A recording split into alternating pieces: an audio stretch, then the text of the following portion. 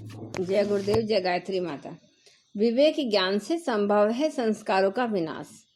अंतर यात्रा विज्ञान के प्रयोगों के परिणाम में विवेक ज्ञान प्रकाशित व प्रसारित होने पर संसार बंधन का कारण नहीं बनते।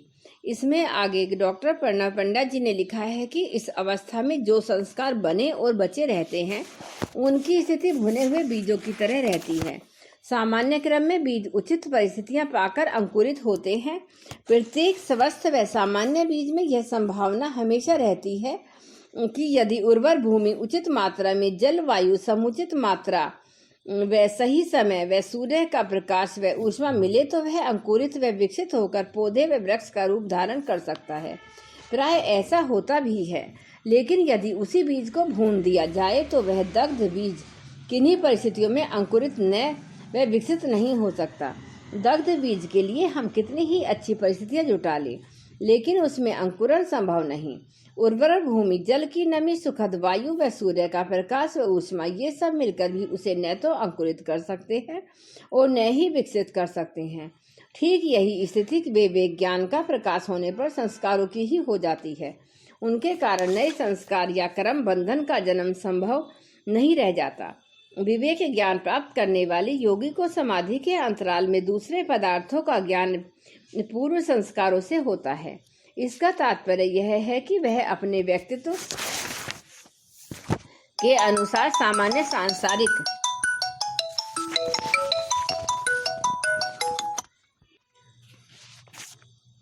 उसके जीवन की सामान्य गतिविधियों में कोई बाधा नहीं पहुंचती। हाँ, वह मानसिक क्रियाकलापों से, राग, द्वेष व आसक्ति से संपूर्ण रूप से मुक्त होता है। वह आग्रहों, धारणाओं, विचारणाओं व सुनिश्चित किए गए सिद्धांतों से मुक्त होने के कारण न तो कोई योजना बनाता है और न ही प्रतिक्रिया व्यक्त करता है। वह मानसिक क्रियाकलापों से, राग, द्वेष से, आसक्ति से संपूर्ण रूप से मुक्त होता है। वह आग्रहों, धारणाओं, विचारणाओं व सुनिश्चित किए गए सिद्धांतों से मुक्त होने के कारण न तो कोई योजना बनाता है और न प्रतिक्रिया व्यक्त करता है। इन संस्कारों का विनाश कलेशों की भांति कहा गया है। पंच कलेशों के नाश की चर्चा सूत्रकार महर्षि ने दूसरे पाद्य के अर्थात साधन पाद के 10वें सूत्र में की थी। इसमें उन्होंने कहा था, वे सूक्ष्म अवस्था को प्राप्त कलेश पृथ्वी प्रसव प्रधान साधन के द्वारा नष्ट किए जा सकते हैं। महर्षि पतंजलि ने यहाँ पर इन सूक्ष्म कलेशों को नष्ट करने के लिए पृथ्वी प्रसव प्रणाली बताई है। यह पृथ्वी प्रसव प्रणाली तभी कारगर है जबकि ये पंचकलेश क्षीण और सूक्ष्म कर लिए गए हों। इन्हें सूक्ष्म व क्षीण करने के लिए भी उन्होंने इसी दूसरे पाद्य अर्थात साधन पाद्य के दूसरे सूत्र में इसका विधान बताया है। इसमें इन्होंने कहा है कि इससे अर्थात क्रिया योग से समाधि सिद्ध होती है और कलेश क्षीण और सूक्ष्म होते हैं।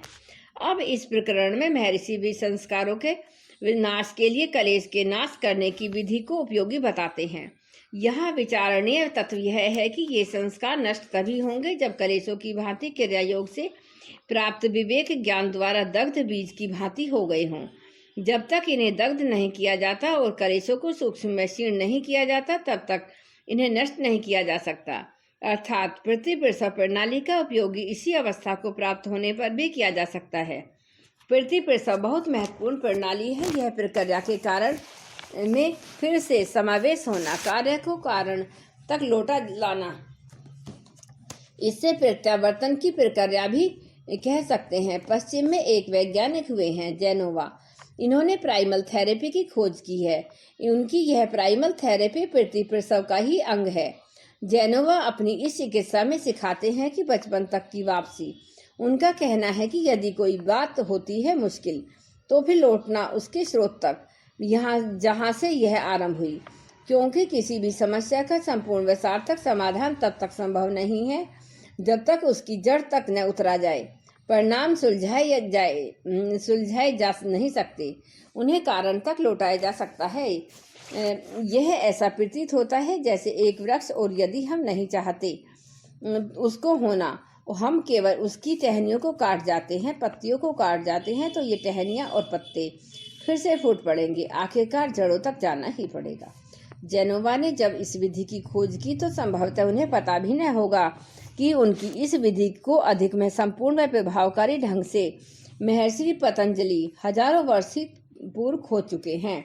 उन्होंने इसे पृथ्वी प्रसव प्रणाली कहा है, जिसमें उन्होंने बताया सिखाया कि केवल कारण को तोड़ा जा सकता है। यदि जड़ों को काटा जाएगा तो वृक्ष अपने आप गिर जाएगा, लेकिन शाखाओं और पत्तों को काटने के बाद हम यह आशा नहीं कर सकते। पृथ्वी प्रसव एक सुंदर शब्द है। प्रसव का अर्थ है जन्म।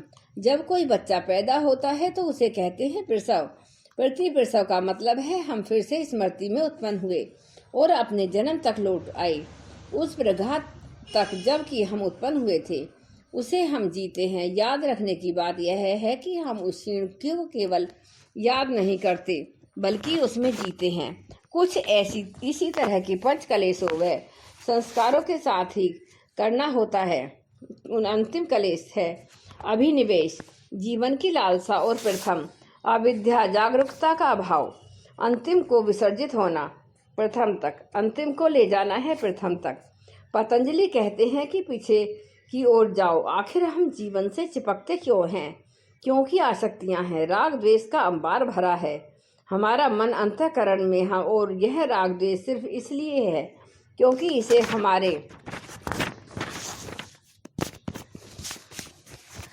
हमारे अहंकार द्वारा पोषित सिंचित किया जा सकता है। और यह अहंकार केवल इसलिए संभव हो सका है क्योंकि हम जागरूक नहीं हैं। हम अविद्या से घिरे गए हैं। जागरूकता उत्पन्न हुई कि समझो अविद्या गिर गई। ठीक यही स्थिति संस्कारों के साथ भी है।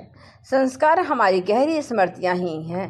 ये स्मृतियां अभिनिवेश तथा आसक्ति का ही रूप है। आसक्ति या तो नकारात्मक होती है द्वेष के रूप में अथवा सकारात्मक होती है राग के रूप में। आसक्ति के ये दोनों रूप अहंकार के बिना संभव नहीं। अहंकार ही आसक्ति को संभव व समर्थ बनाता है। इसके साथ यह सच भी जुड़ा हुआ है कि अहंकार कैसा भी हो, कितना भी समर्थ हो, लेकिन अज्ञान के बिना, जागरूकता के बिना इसकी संभावना नहीं हो सकती। इस जागरूकता के साथ ज्ञान में, बोध में, होश में न तो संस्कार रह जाते हैं न कलेश। तादात्म्य में विसर्जन के साथ अज्ञान व आसक्ति का विसर्जन होता चला जाता है और यह प्रक्रिया, यह प्रणाली तब तक अविराम बनी रहती है जब तक पुरुष अपने स्वरूप को पहचान नहीं लेता, उसमें प्रतिष्ठित नहीं हो जाता। जय गुरुदेव, जय गायत्री माता, जय प्रेरणा पंडित।